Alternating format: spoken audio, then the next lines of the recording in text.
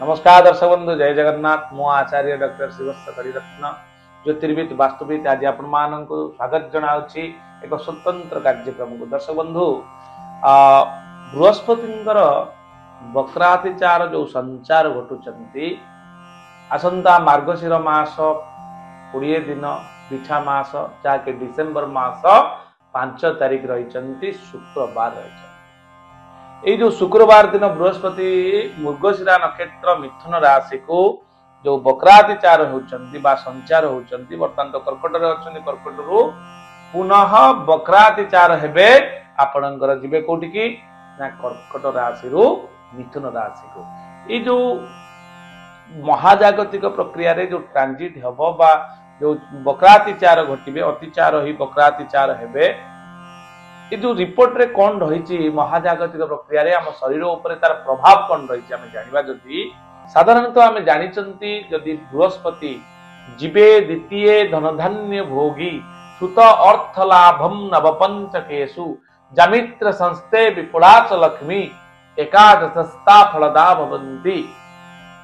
जदि बृहस्पति आपणकर द्वितीय रे जीवे द्वितीय धनधान्य भोगी धन क्षेत्र में आपण निश्चय भाव में भल पाइबे अर्थात धन प्राप्तिर जोग रहिबो। जदि द्वितीय बृहस्पति रहे सुत अर्थ लाभम नवपंचकेषु नवम बृहस्पति पंचम बृहस्पति रे सुत और अर्थ लाभ जोग रही थाए। सुत अर्थ लाभम नवपंचकेषु जामित्र संस्थे जामित्र शब्द अर्थ होची सप्तम स्थान। सप्तम स्थान रे जदि बृहस्पति रहउचंती जामित्र संस्थे विपुलाच लक्ष्मी विपुल लक्ष्मी जोग कारक होचंती आपणकर बृहस्पति जदि सप्तम रे रहिता जामित्र संस्थे विपुलाच लक्ष्मी एकादश स्था फलदा भवन्ति। यदि एकादश बा वृद्धि स्थान रे इच्छा वृत्ति स्थान रे आपणकर बृहस्पति रहितांती ताले यह निश्चित भाव रे आपण इच्छा वृत्ति बा लाभ बा अर्निंग सोर्स बा इनकम सोर्स को वृद्धि करिथाय। ताले आपण जानिबे केमिति आपणकर राशि थारु मिथुन राशि केते नंबर रे अछि ताहा आपण काउंट कर देबे आराम से जानि परिबे। इ होची गोचर फलर भाव। मने कर आपणकर मेष राशि थारु गणित मेष राशि 1 वृष राशि 2 मिथुन राशि 3 अर्थात आपण तृतीय बृहस्पति भलो नाही। वृष राशि थारु गणित मने कर वृष राशि आपणकर वृष राशि 1 मिथुन राशि 2 द्वितीय बृहस्पति दिवे द्वितीय धनधान्य भोगी द्वितीय बृहस्पति बहुत भल फल देइतांती।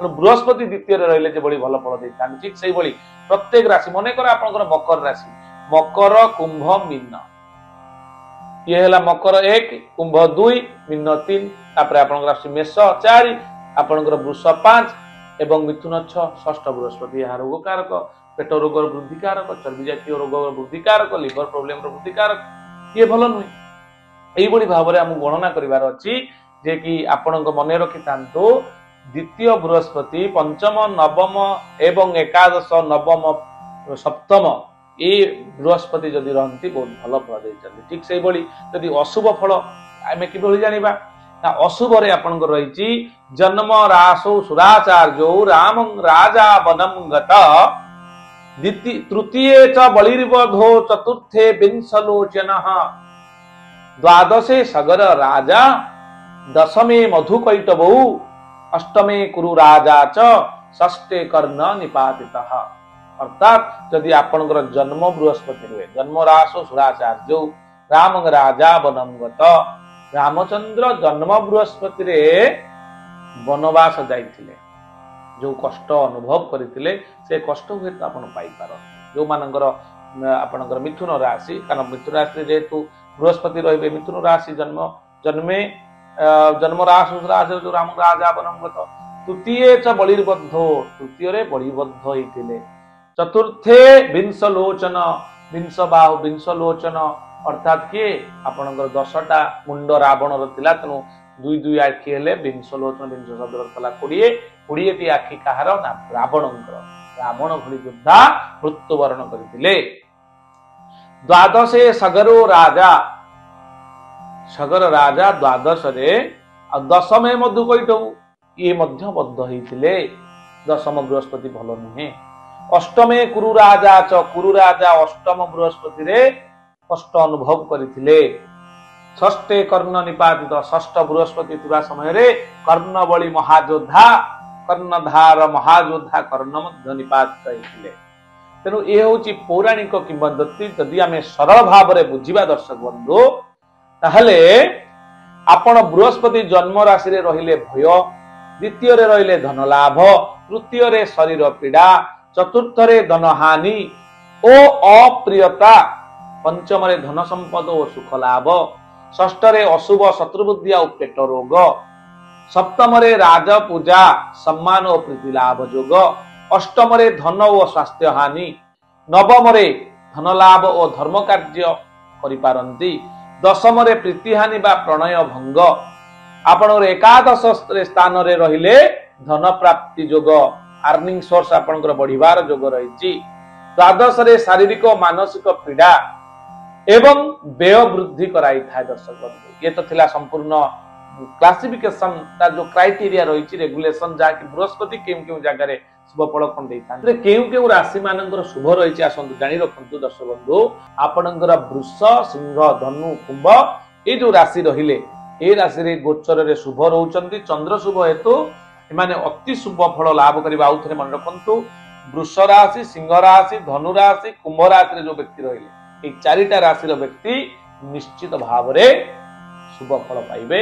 जेहेतु चंद्र एवं बृहस्पति दुईटी ग्रह आपनकर शुद्धि रहउचंती सही समय को जे समय आपनकर बृहस्पति चलन जो पीरियड रहइबो से समय रे बहुत भल रहइबो। एवं आमे जो देखिबा आपनकर तुला राशि रो गोचर रे शुभ और चंद्र अशुभ हेतु ए शुभ फल देबो किंतु अति शुभ फल देबो नाही।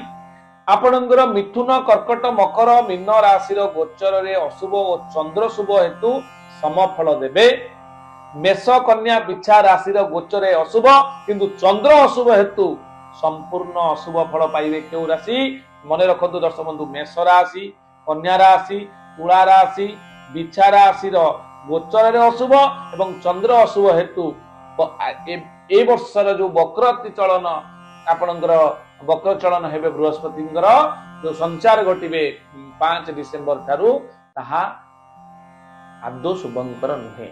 जदि बृहस्पतिंकर प्रभाव अति चमत्कार भाव में पाइबा पई चाहंती ताले करिवे कोन चलन समय रे गुड़ खंड हलदी अश्व बा हलदिया आपनकर धान हलदिया लुगा पद्मराग मणि और समुद्र लवण ए मध्यरु प्राप्त द्रव्य जो सभक्ति रे अर्थात भक्तिर सहित यदि कोनोसी ग्रह ब्राह्मण बा ग्रह विप्र बा ज्योतिर्विद बा ज्योतिषी माननको आपण कोनोसी गुरुवार दान करूचंती ताले निश्चित भाव रे आपनकर मंगल हेबो।